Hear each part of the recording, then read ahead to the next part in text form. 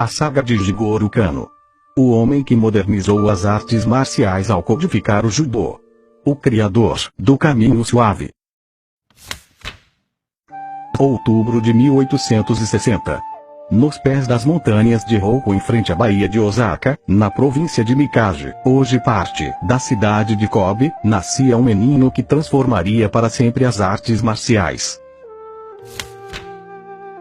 Ele foi o caçula dos 5 filhos do casal Hirosako e Sadako Kano, uma família abastada, conhecida e respeitada pela produção de sake. Embora tivesse nascido em uma família tradicional, Jigoro foi diretamente influenciado pelo início da era Meiji, que tirou o Japão do isolamento feudal. A mãe de Jigoro morreu quando ele tinha 9 anos, e então seu pai decidiu se mudar com a família para Tóquio. Rapidamente ele se transformou em um bem-sucedido empresário do ramo de importação. Convicto de que a integração com o Ocidente era o caminho do futuro, o pai de Jigoro desde cedo pôs o filho em contato com a cultura do outro lado do mundo. Jigoro foi educado nas primeiras escolas bilíngues do Japão. Mas sua origem nobre era motivo de inveja dos colegas mais velhos, que constantemente o agrediam e se aproveitavam da vantagem de serem maiores para caçoar do garoto franzino. As agressões na escola atiçaram a curiosidade do jovem Jigoro quando ele ouviu falar de Jujutsu. Um antigo samurai, que havia sido um dos membros da guarda do shogunato, contou a Jigoro sobre uma arte que permitiria a um homem vencer um oponente mais forte.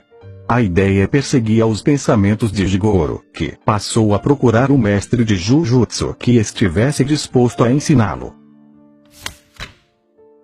A busca não foi fácil.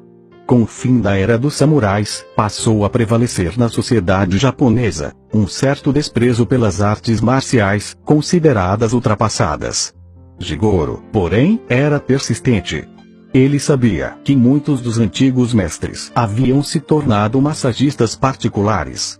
Em uma clínica de massagem, o sonhador encontrou seu primeiro mestre Ashinosuke Fukuda. O treinamento era pesado, mas o jovem estava disposto a aprender. O pensamento extremamente científico de Jigoro funcionava como um atalho para dissecar cada técnica aprendida. A exata posição das mãos e pés, o ângulo de entrada correto, a distribuição do próprio peso, etc. Mas o método do mestre Fukuda tinha características opostas a esse comportamento tranquilo e detalhista. Diante das perguntas do inquieto pupilo, ele logo perdia a paciência e decidia mostrar a técnica com as próprias mãos.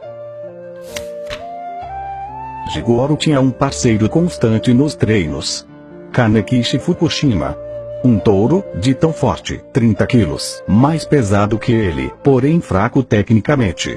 Embora tenha ficado mais forte com o treinamento, Kano não conseguiu eliminar outro fator: a baixa estatura. Tinha menos de 1,60 m, o que sempre lhe dificultava a vida ao enfrentar oponentes mais altos. A mente inquieta de Jigoro foi em busca de respostas que a sua complexão não lhe proporcionava. Ele passou a frequentar uma biblioteca para estudar manuais de anatomia e livros de luta livre trazidos do Ocidente. Foi por meio dos livros e de sua mente criativa que Jigoro inventou um dos primeiros movimentos do judô, o kata aguruma. Com um movimento de rotação dos ombros, ele intuía ser capaz de derrubar o gigante Fukushima. Funcionou. O impacto da queda do lutador de quase 100 quilos fez com que as paredes do dojo tremessem. O baixinho Jigoro tornou-se o principal discípulo do mestre Fukuda.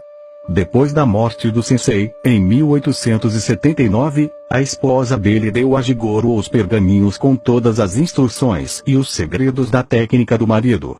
O presente despertou ainda mais a curiosidade de Jigoro, à época com apenas 19 anos. Ele passou a bater, de porta em porta, de dojo em dojo, em busca dos segredos de cada escola. Os mestres do passado deixaram instruções sobre a forma ideal de vencer. ¿Qué tipo de conselho? Eles legaram sobre a forma correta de treinar. Jigoro reuniu quase uma centena de pergaminhos, não apenas sobre Jujutsu, mas também sobre luta de espadas, tiro com arco, hipismo, sumo, e diversas outras artes marciais. Ou seja, o judô não foi uma invenção de Jigoro, mas sim a destilação do conhecimento já existente. Um de seus escritos era constantemente usado por Jigoro para explicar o segredo de sua técnica. Era a história de duas árvores, um salgueiro e um pinheiro, sob uma forte nevasca. Enquanto os galhos do pinheiro permaneciam rígidos, os do salgueiro iam cedendo conforme a neve se acumulava sob eles. Por fim, os galhos do pinheiro não resistiam ao peso da neve e se partiam. O salgueiro dobrava-se conforme a carga aumentava. Derretida a neve, os galhos voltavam à forma original. Jigoro descobriu, maravilhado, que para vencer a força bruta não se pode responder com intensidade maior ou igual, é preciso compensá-la. Se meu oponente puxa, eu empurro, se ele empurra, eu puxo. A esse princípio de compensação, Jigoro deu o nome de Judô, o caminho suave, em japonês. Sua filosofia de luta baseava-se em dois conceitos básicos: Seiryoku Zendo, esforço concentrado, máxima eficiência, e Jita Kyoei, benefício e bem-estar mútuos. Ansioso por compartilhar os conhecimentos adquiridos, Jigoro abriu, em junho de 1882, o Nihon Den Kodokan Judô, Instituto para a Transmissão do Judô Japonês, conhecido internacionalmente como Kodokan. O local tornou-se o berço do esporte no mundo. Jigoro Kano trouxe às artes marciais a mesma sofisticação que o Marquês de Queensberry havia dado ao boxe em 1867.